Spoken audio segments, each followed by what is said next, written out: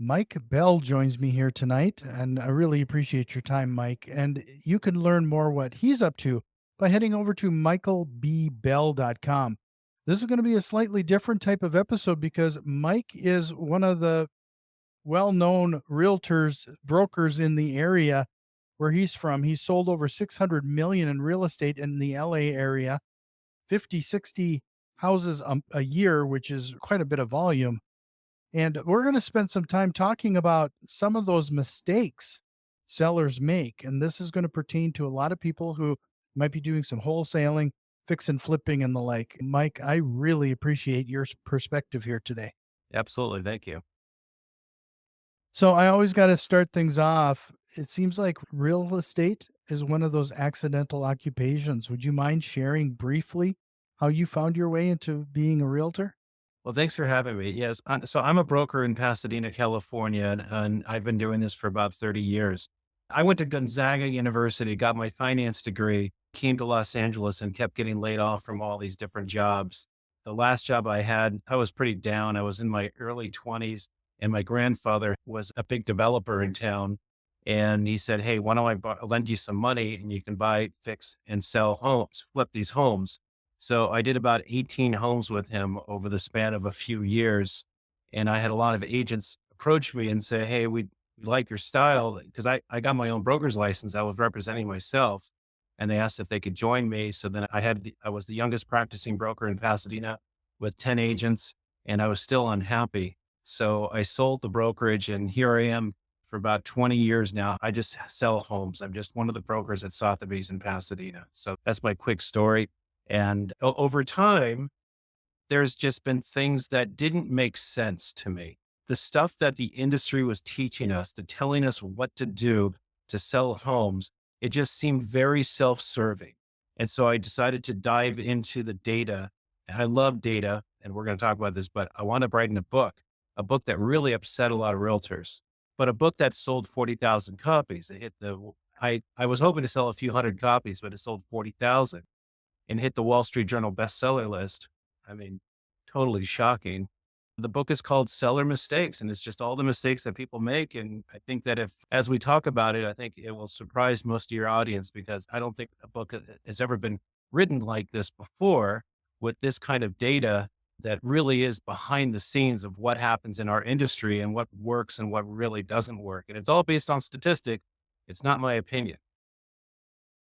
So, yeah, let's dive into that a little bit because I think that's going to be the insight. You said this was a big shakeup in your industry. Can you talk a little bit, first of all, like what type of pushback or feedback did you get from initially? Because this book has been around for a few years here now. It's been out for a few years. The negative reviews I have on Amazon are usually for realtors because that look, a lot of what we do in our business, we all know that if you have a listing or you have a buyer, those are great sources of leads to find more business. And the industry understands that and they really push the real estate agent to really work those relationships and work the real estate that you have if you're listing a house to promote yourself. And even a buyer's agent, a buyer that helps a buyer buy a place to market the heck out of that house to get more business. It seemed like the focus that realtors had to really help their client really wasn't helping the client. It was really helping the agent. And I feel like I turned that on its head a little bit and it upset a lot of people. It upset a lot of people in my office. Everybody knows that, well, everybody thinks that open houses are really important to sell your house, right? Mhm. According to the National Association of Realtors, they have a survey they send out to tens of thousands of people every year. They ask recent home buyers and recent home sellers all these questions. And the only question they ask regarding open houses, because they know open houses are not very effective, the question that they ask these buyers is, did you find your house from an open house sign, any kind of signage? And that number is about 6%. And if you break it down, if you really look into what really works and what doesn't work based on stats, you would probably find, and you may agree with me, that you have about a 2% chance of selling your house because of an open house. Do you remember what happened during COVID? Remember lockdown? No open houses. It was a national policy. They were against the law. We couldn't have open houses for a whole year. And guess what happened in real estate? Did things slow down? It No. actually, everything spiked. Everything went crazy. We didn't need open houses. Yeah. You kind of beat me to the punchline on that because I had heard from more than one realtor that they really only use open houses for their own purpose, networking, trying to find buyers and sellers and what have you. That's Hey, at really least more they're for honest. realtor That's a pretty marketing. honest realtor. Most realtors won't say that. So yeah, it is kind of interesting that that's the situation in those regards. You Can want to hear, you give me? want to hear Yeah, go something? ahead. What it really, Yeah. I'm going to beat this one to death. The open house thing. They survey realtors. And according to the National Association of Realtors, 49% of all realtors arm themselves at open houses. I mean, these things are so dangerous that 49% of the realtors actually arm themselves. They arm themselves with either pepper spray, gun, a knife, or a taser in that order. So Mm. imagine going to work and you have to feel like you have to arm yourself because you need to go out and get leads. It's kind of, Staggering. And I would imagine it's different depending on the area you're living in and your business you're trying to run, but oh, sure. sure. Well, could you we talk a little shift the conversation just a little bit? Yeah. When it comes to we talked before we hit record these what I would call part of the bane of the real estate investing world, and it sounds like realtor world as well, is these HGTV programs showing that we can flip houses in 30 minutes or less. Can you talk a little bit about what that might have done to the real estate market and what type of mistakes or yeah, seller mistakes are you seeing because of those type of programming? I mean, those programs, as well as the other programs that show these, listing agents in high, net worth areas, Beverly Hills and New York, where it seems like all the realtors, they sleep with each other, they party, they have incredible lives. They drive fancy cars. I hate to say it. That's just not the reality. And the same with those flipping houses, those flipping shows. There was a house about a year ago that was on in Pasadena, and on these flipping shows they don't give you the address, but they did happen to have the ad. They said it was in Pasadena, and they did have the first four numbers of the property, and I ran it, and noticed that so the production they're trying to enhance everything to try to really make it look like it's glamorous and there's so much money, but they don't include closing costs, they don't include carrying costs in any of those numbers. But, it's TV. What do you expect? It's TV. Even Fox News and CNN is entertainment. Yeah. I, No, it is true, and I think it's one of those there's so many sponsorships and everything else, and I think I've seen more and more people jump into house flipping. They think they can do this. Next thing you know, they're 3 years in and they're selling it to me because they've just gotten upside down on it.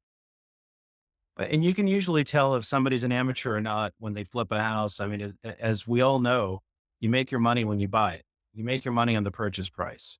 If you wind up going cheap, it just becomes a rabbit hole that you get into, and it's really hard to make money. And there's a lot of first time investors out there, and they're last time investors. They lose a lot. I don't know if that's good for the industry or not, but people are putting their hard earned money into all these things. I used to flip. I always made money, but let me tell you, it was hard. It was difficult. You have to make Mhm. smart decisions. Your audience knows all of that. Yeah, one of the things that I've always had the slimmest returns on is because I've been working with a realtor. There's usually a mistake being done by the realtor. And more times than not, one of them is that they're over optimistic on the value of the house. So, can you talk a little bit about what other things a realtor can do to rein some things in to make sure that they're doing right by their sellers? Well, I love data. I mean, the book is full of data, but you can expect the same thing for a realtor. I mean, this is the thing. Realtors, you know, they like to buy listings. And you know what buying a listing is, right? It's when you tell the seller what they want to hear, which is usually a high price. And The realtor always knows in the back of their head, well, if they can't get that price, they'll know pretty quick. And at least they can do open houses and use it for lead generation and get a price reduction. And who cares about the seller? Because at the end of the day, they really don't care about the seller if they're going on that strategy. But it's the data. I mean, they ought to be able to, a good professional realtor ought to be able to show you 4 or 5 really good comps to justify what they're saying. It shouldn't be gut. It shouldn't be feel. One of the ways of circumventing a lot of these issues is going with the top agent. I mean, somebody who sells a ton of real estate. They usually know the market. They know the buyers. They know the trends. They know what people like. They know the neighborhoods. They know what's around the corner. You're not going to get that, unfortunately, from a rookie agent. There's an amazing stat in my book. The National Association of Realtors says 85% of all agents that join the business will be out of the business in 5 years. So if you hire somebody with less than 5 years of experience, there's an 85% chance they'll be out of the business soon. I just hate to say it. I mean, I think new agents deserve a chance, but you got to be really careful. And there's some really good new agents out there. There's some really good ones, but you have to be really careful. And I say in my book, why would you hire somebody who's going to do knee surgery on your knee that's just been doing it for a year? Why wouldn't you hire somebody who's been doing it over and over again for 35 years? Mhm. At least it seems like I either know somebody who sells Tupperware or somebody who is a realtor, and more times than not, they do both. So it's just such a common thing. It seems like everybody has realtors in their family, and it's kind of a fly by night kind of a thing where they sell their families houses. I have a chapter in my book. It talks about hiring friends and family and how that's a major mistake that most people make. And usually the reason why that's a mistake is there's not a lot of experience there. But the other thing is when you hire a friend or a family member, you don't have what's called the nuclear option. You don't have the nuclear option of yelling at somebody or firing them. You have a relationship that's on the line. Why would you put yourself in that situation? When I interview for listings all the time, I'll ask them, who else are you interviewing? And sometimes I'll ask them, are you hiring a friend or a family member?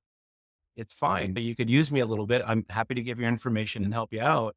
But sometimes they do tell me, and then I'll tell them, hey, you may want to reconsider that. It's a great way to destroy a relationship, get into business with them. I mean, I'm not going to screw anything up, but at least you can yell at me, you can fire me, and you can keep me more accountable than somebody else. But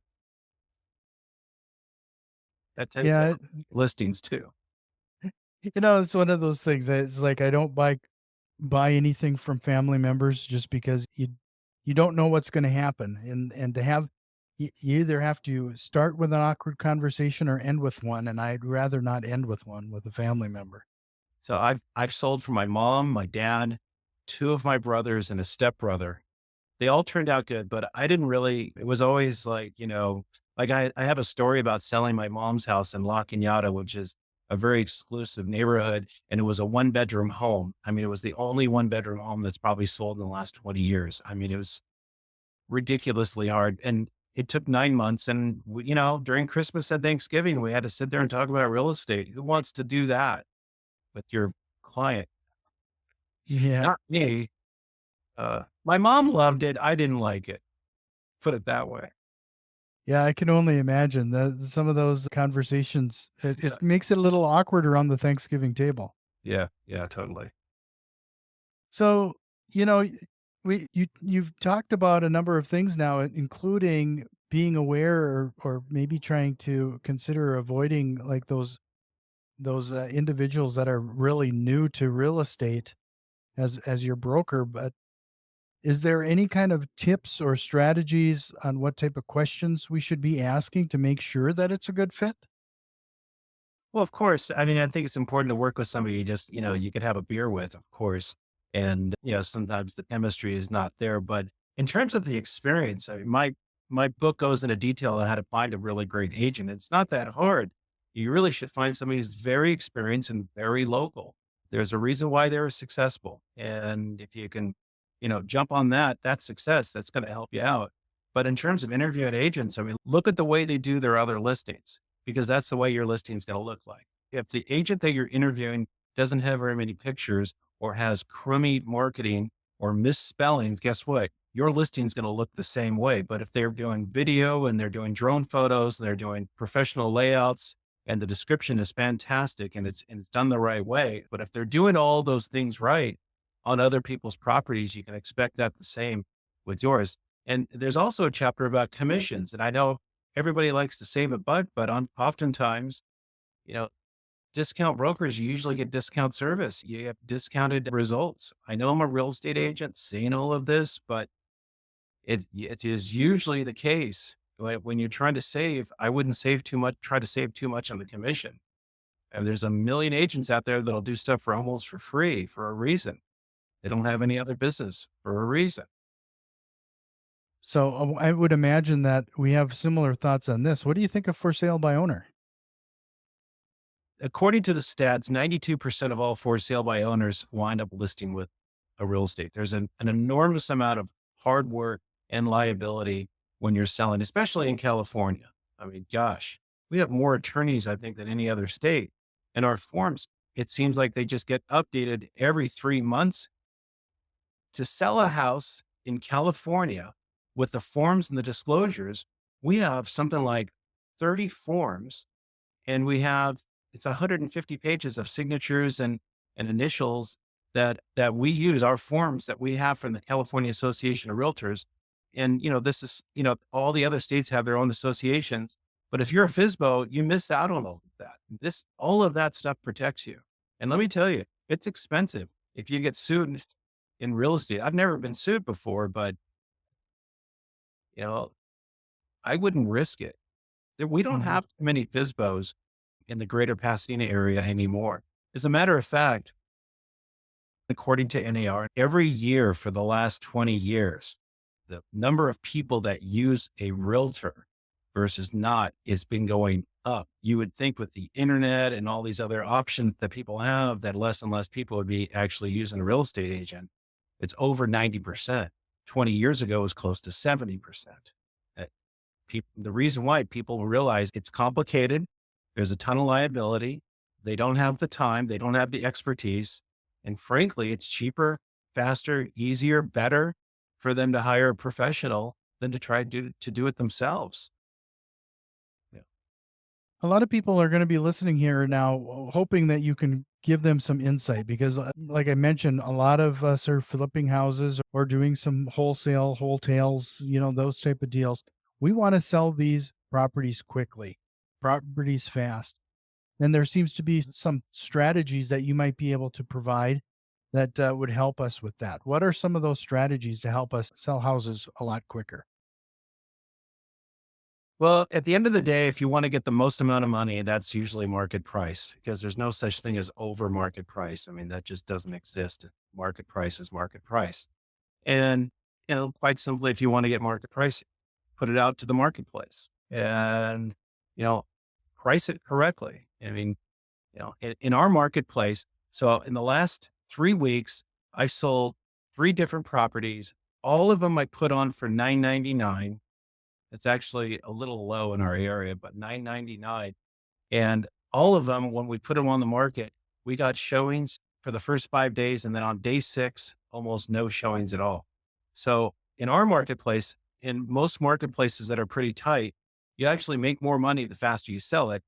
And you'll actually make more money if you allow the market to bid it up, to bid it to where it needs to go. If you price it too high, it gets really hard to sell it after a few weeks if you're still on the market. Because guess what happens? If you put something on the market that's worth 999 and you put it on the market for 1,000,001, everyone's going to look at that in a week and a half and say, well, it's not worth 1,000,001. I'm a big believer of pricing things a little below market price and getting multiple offers because at the end of the day, your investors know this too. It's not only about the price, it's about the terms. Can it close? Mhm. You know, One of those things that we've experienced too, and this is just like we just had this recently where we had a property that we did exactly that. We priced it under market a little bit. We're hoping for a quick sale and to kind of drive some interest. However, the first sale fell through. And now you have this spiral effect where now the property's back on the market. There isn't anything wrong with it, but the property's back on the market. And now there's this perception that there must be something wrong here. There must Yeah. be, what are we missing? And then it happens like this self perpetuating issue. Like, how do you fix something like that? It's tough. That's kind of, I call it the kiss of death because it's really hard to get all of that magic again. All the more reason to put it on the market a little bit below market and try to get as many offers as you possibly can. What I do, so I actually had this situation 2 weeks ago. I had a house, we put it on the market for 999. We wound up having 7 offers on it. It went up to about 1,000,001. And that first buyer backed out. And the reason why they backed out actually wasn't because the property, it was because the buyer is 4 months pregnant and her contractor could not guarantee that he'd have the house finished by the time the baby arrived. So they pulled out. Well, what we wound up doing is I had basically, in a way, I had like 6 backup offers as we had 6 other offers. And I told all of those offers that, when I gave them bad news that they didn't get it initially, and that I told them we would be going back to them before we went on the open market if something happens with the first buyer. And they always, oh, wow, thank you so much. They love all that because going to the open market, when you change it on the MLS from being in backup position to active, it's kind of the kiss of death, like you said. It's hard to capture that, but it's easier to capture that if you already have buyers in line. And so what I want to do is I called the top 3 buyers and got permission from my seller to give them the magic number that she wanted. And one of them raised their hand and said, I'll do it. And we were able to pop it back into escrow without going on the open market again. So it made that backup buyer feel really special. Frankly, if we had to go on the open market, I think we would have probably gotten less for it, but they wanted that opportunity. It's a relatively simple strategy, but you, if you don't have a backup buyer, you can't get that strategy. And if you don't price it right, you're not going to get that backup buyer. Yeah. I know investors don't want to price things too low. I get it, but you kind of have to trust the market. You have to trust the agent. You have to, and I think it's important to dig into the data. Now, your investors out there, ask them to give them a report of properties that have sold for whatever 5, 10, or 20% over the asking price. They can go into the multiple listing service and pull this data. I just did this for one of my properties. We did a 1 mile radius for the last year, and we found that we had 21 homes that sold 20% or more over the asking price in the last year. So if you can show that that is actually happening in your marketplace, then the likelihood is you could probably, you know, but if Mhm. people are not paying over the asking price, you got to be careful. But the only way to figure that out is with data. A good realtor is gonna be able to pull that out and show it to you. Would you say it's still true to this day regarding like when a fix and flipper or somebody goes into these things, your money is still better spent on rehabbing the kitchens and bathrooms and that type of thing? Or is there anything else that should have some more focus than maybe a standard flipper might be paying attention to? That's a good question. I think obviously I think it matters. Every property is case by case. If you don't have a primary suite, then maybe you create one, outdoor space. There's so many things that come into play with today's buyers.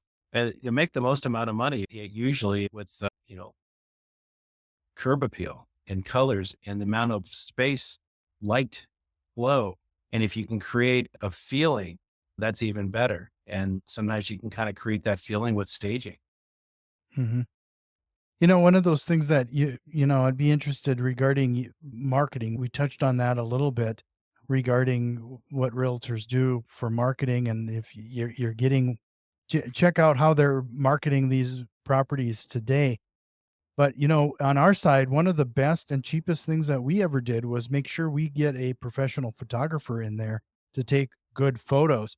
It's shocking how many times you go to Zillow or wherever, and it's obvious that these are just taken by a realtor off of his cell phone.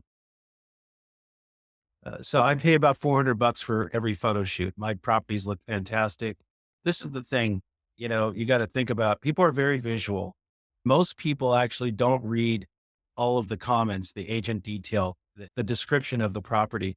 There was this Wall Street Journal article. It was a study from Harvard, I think, and they found that um, 60% of the people read the first 2 sentences. of the listing, 40% read the whole thing. So most of the buyers are not going to read the whole thing. But I think if we are talking about the chemistry and there's kind of like a way of doing descriptions, your first two sentences should have the meat and potatoes, shouldn't have too much fluff. We're selling things, but you really should have the basics in the first two sentences. That's what people are going to read. But like I said, a lot of people they won't even read. They're looking at the photos. And there's even a chemistry about the photos. You don't want to have too many photos because guess what? If you have too many photos, they don't need to come to the house. They've already seen the house. I think it's a Mhm. mistake to have 70, 80, 90 photos. Frankly, there's no reason for them to come because when you're selling a house, your first showing is really on the internet. That's your first showing. And when they come to the house, that's what I call the validation showing. They're there to validate because before somebody comes to a house, they're going to Google you, they're going to go Google Earth you, they're going to Zillow, Realtor.com, Redfin.com you, they're going to e-appraise you, they're going to do a walkability score, they're going to do all these things in their computer. And then they're going to drive by.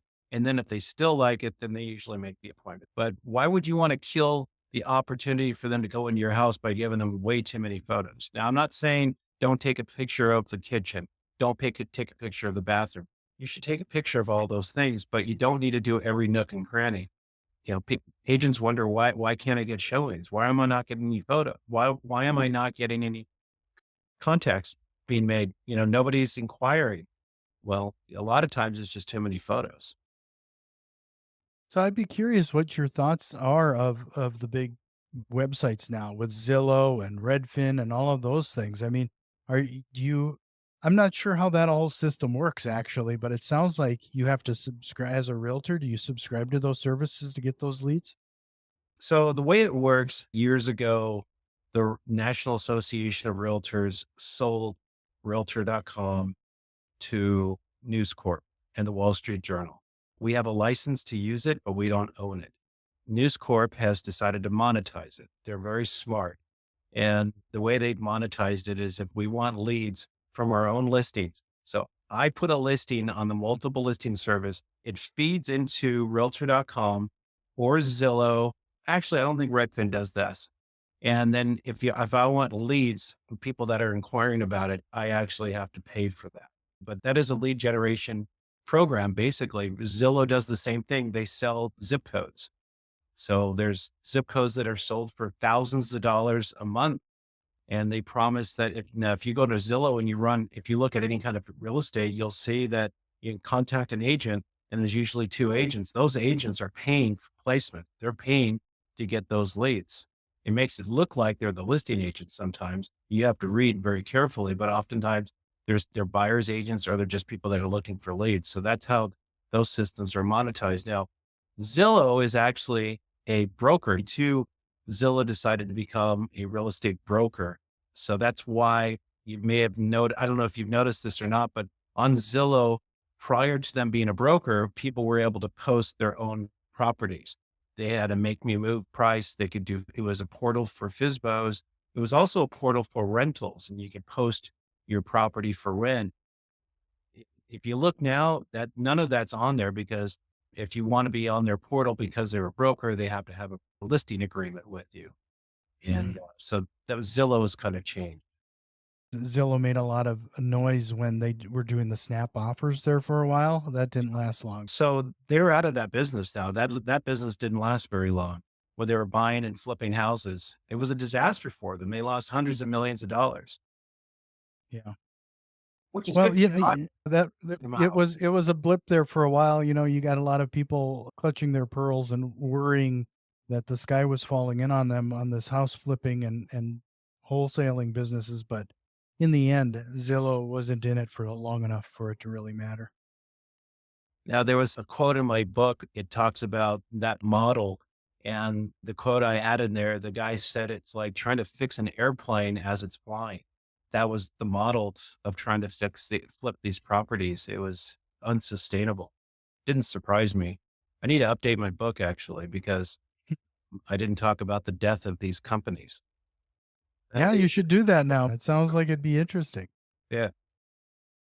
So, it sounds like at least in your market, you must have not seen much, if any, slowing down in your market other than inventory, because with the increase in interest rates, you would have thought, especially when you're talking about $1 million houses, you think you'd see some slowdown because of that.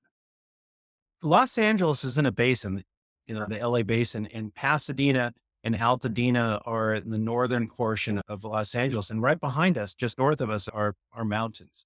So there's really very limited between the mountains and the sea, there's very few vacant lots. And the push from our politicians is to increase housing, but they're doing it with accessory dwelling units, ADUs, which is like a garage conversion where you can add like a little granny flat.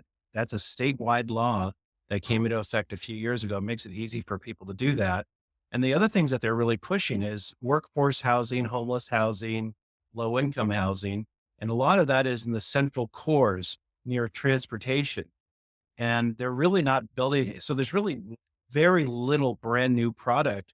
There is just no land to do that. And then on top of that, we're locked in with their interest rates. If you're under 3%, here today, it is what is today, July 29th, 2024. And an interest rate, a regular interest, fixed rate interest rate is going to be at 7.25. A lot of people that are selling right now, and actually a lot of the listings right now in the LA area are trust sales, probate sales, people that are moving out of area. Otherwise, why would you move somewhere else in Los Angeles and pay that higher interest rate and pay that higher price? And your property taxes are going to go through the roof. So, Right. and the other interesting thing is that they don't talk about enough is that people move and they buy and sell because of life events, you know, death, divorce, marriage, you have a baby, all these other things. I think unfortunately is just going to remain expensive unless something crazy happens, like interest rates go below 6, but they've been saying that for a few years. It still hasn't happened. Right. Well, just to remind everybody, head over to Michael B. Bell. And that's up on the screen here right now. Yeah. That's going to be a clickable link in the show notes, michaelbbell.com, to learn more about Michael's book, Seller Mistakes. I'm going to have that as a clickable link as well. You can find that on Amazon, Audible. I saw there's even an Audible book on there. Do you read that yourself, I Michael? did read it. It took me 20 hours, but it's not 20 hours of listening to me. It's tough to do an audiobook. Yeah. So it's about 3 hours. So if you'd like, you can go to michaelbbell.com. You don't have to sign in. You don't have to give me your email address or anything like that, but there's 3 different ways of listening to the audiobook. You can stream it, you can listen to it on YouTube, and you can download it on Dropbox if you want to listen to me for 3 hours, knock yourself out. That's free. If I could help anybody out, if you're having a hard time selling your house, if you're having a hard time finding a realtor, shoot me an email, give me a call. I'd love to chat with you. I'd love to help you out. I'd like to see if I can, connect you with somebody or a book. Do you use LinkedIn quite a bit? That seems to be where a lot of people reach out to me now. Yeah, I do a lot of LinkedIn. Yeah. Yeah. Well, But Michael, this has been a great conversation. I really appreciate your time here. Is there a question or concept you wish we would have covered here so far? no, I think I pounded my book enough. I think it's a great book. You should be Thanks. proud of it. Seller Mistakes, What You Were Never Told About Selling Your House. There's a lot of things that I can kind of understand why you got some slack when that came out. Well, also it talks about like the real estate sign has, you have a less than 1% chance of selling your house because of real estate sign and of the dangers of a real estate sign. Even print ads. These are all not my stats. These are national stats. You have a less than 1% chance of selling your house because of print ads. So, for $20, you may save $20,000 and 20 hours of headaches.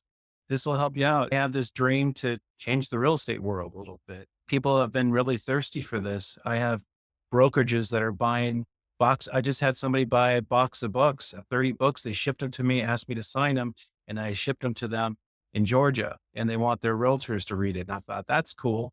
Her working title was High Level Fiduciary Sales. But my publisher thought that was just, there's no way. A lot of people won't get it. But yeah, I just want to help as many people as possible. And I'm glad the book resonates. That's got to be interesting to see. You find that you go, I'm sure you go to a lot of events. They recognize you now? No, I'm not that big of a celebrity. No, No? not really. So I've done book events and stuff like that. So I appreciate that. And if I can help people out, the better. Sure. Well, Michael, if you're ready, we'll jump into the rapid fire questions and Oh, close out the show. let's do it. First of all, what lie do real estate investors tell themselves and sometimes to others? And if you want to, you can slide in realtors instead of real estate investors. I see a lot of flips, bad flips. And we had chatted about this before, how you make your money when you buy it. You don't make your money by going chintzy on stuff. People will pay for quality. You don't have to have A+ quality, but people can tell the difference between, if you're trying to save a few $100 here and there, they're going to tell the difference. Um, I'm a big quality person. And if your buyer doesn't see it, the realtor is going to see it. If the buyer's agent doesn't see it, the inspector is going to see it and they're going to say that this place is cheap. So I think that's something that I see a lot of investors think that people won't notice. But hey, in our marketplace, the average sales price is 1,500,000. 1,500,000 buyer is really smart. 1,500,000 buyer makes $200,000 a year. Okay. Hmm. People that make $200,000 a year can see quality. So I think that's a lie that people give themselves that people won't notice.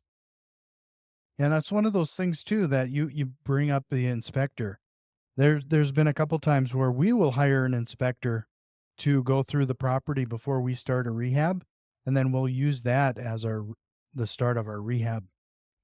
So it's just a good way to have a perspective, and because you get these blinders on how place is going to look, and it really helps us focus in on things that really need some attention. That just happened, started this month in July.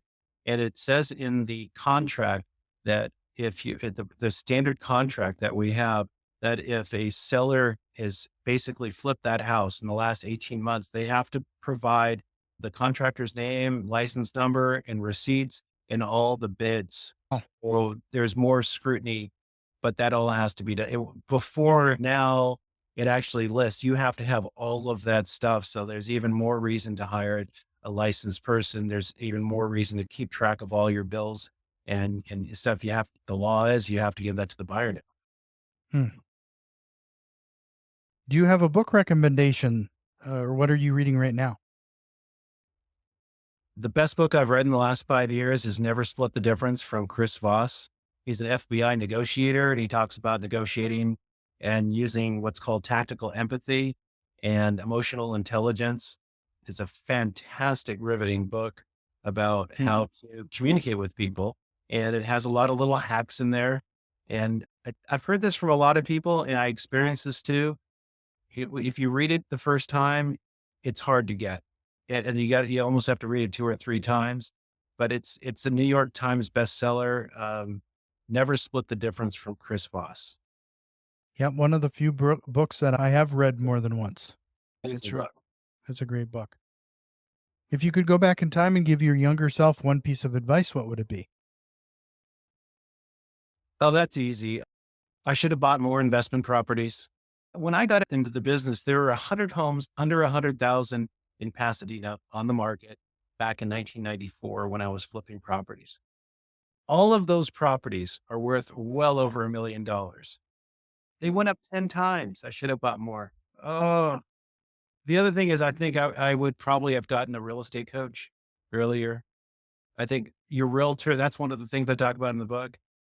Ask your realtor that you're interviewing it if they have a real estate coach. If they poo poo it, I don't know, it might be a little bit of a red flag. The top realtors have a coach that keeps them accountable, that keeps them focused. You want somebody who's accountable and focused, but a real estate coach is relatively cheap. I've had a real estate coach for the last 20 years and my success just keeps going up and up and up. So a real estate coach, I know that's may not be the thing that you're looking for, but that's it. No, no, that's awesome. It's one of those things that, everybody's trying to find shortcuts, but more times than not, I think if they come to my show, they're not finding the shortcuts here. You're going to find that this typically takes a lot of work, a lot of investment, including what you're suggesting. If you want actual some success in this. It's not an easy job. If my dad was here, you know what he would say? That the shortcut in life is knowing there's no shortcuts. He always said that as a kid, when I was a kid anyways. So, what single strategy, process, or tool have you implemented that has had the biggest time saving impact to you or your business? I have an assistant, so that's a no-brainer, and we do everything on Google Drive. So Sure. everything a shared folder, and the only way I can handle this much business with just it's just me and another person. It's not a team. But we stay extremely organized. All the documents, all the folders, everything, correspondence, it's a pain in the butt. You got to enter the information, but I don't like surprises. I don't like problems. I like to stay one step ahead of everybody. That's kind of dry and unsexy, but that's it. Well, let's make it a little sexy. You know, one of those things that you just brought this up, and so I'm gonna tap into it for a second. Did you when you made the investment to hire that first person, how did you go like, talk a little bit about that mindset shift on how you saw that as a investment versus an expense? Um, so I've had the same assistant, James, for about 10 years, but I've got my first assistant maybe 15, 20 years. And my coach said, think about all the things that you're doing all every day, write a list. And at the time, and you can get a good assistant for 20 bucks an hour. They're a lot more expensive. But if you're doing assistant work, you're making 20 bucks an hour. And it just kind of hit me in the head, realize, geez, I need to let go. I'm a little bit of a control freak, but if you find the right person, you can let go, let go. So there's a lot of stuff I let him do. Your realtor shouldn't be building websites. That's James's job. There- I shouldn't be putting a lockbox on a house. That's not your realtor's. They should hire somebody else. It's almost like a doctor's office. You don't want your doctor calling your insurance company and weighing you and doing all that other stuff. You want your doctor doing what the doctor's supposed to be doing. It's the same thing with the realtor, I think. And so it keeps me sharp. It keeps me really active. And we divide and conquer, and we have a list of things that he needs to do, and he knows what he needs to do. But I would say 95% of all realtors don't have an assistant. I outsell everybody in this office. I do 20, 30% of the business in the entire office, but I have an assistant, and that helps me quite a bit. I think everybody should have an assistant, but they don't want to pay for it. I don't know. How many realtors in your office come to you for mentorship? Oh, not anymore. Let's put it Hmm. that way. A lot. I like helping, but I can only do so much. Sure. And I'll spend a little bit of time with somebody, and then I will tell them to read my book or read the Gary Keller book called The Millionaire Real Estate Agent, or go to brianferry.com and read some scripts and tell me about that experience. And most of them don't do it. And if they can't do those simple things that top agents do, I don't want to talk to them. No, that makes I don't have the time for it. no, I completely understand that. I mean, whether you're a realtor to the level you are or an investor, we're trying to be quote unquote eventually become financially free. Well, that's really means we're trying to get our some of our time back. Our every minute is precious. So you need to see some buy-in, I would imagine. I tell you, I will always spend some time with a newer agent, but if they don't take those few steps, I basically say I don't have time for it. I mean, if you don't have time to go out and spend an hour on this other stuff and tell me how it went, Well, again, it is michaelbbell.com. That's going to be a clickable link in the show notes. cool. Mike, this was a fantastic conversation. I really enjoyed it and I appreciate the value you brought to the show. michaelbbell.com. I hope we'll talk again sometime soon. Thank you, Jack. I appreciate it. Call me anytime. Email me. I'd be happy to help.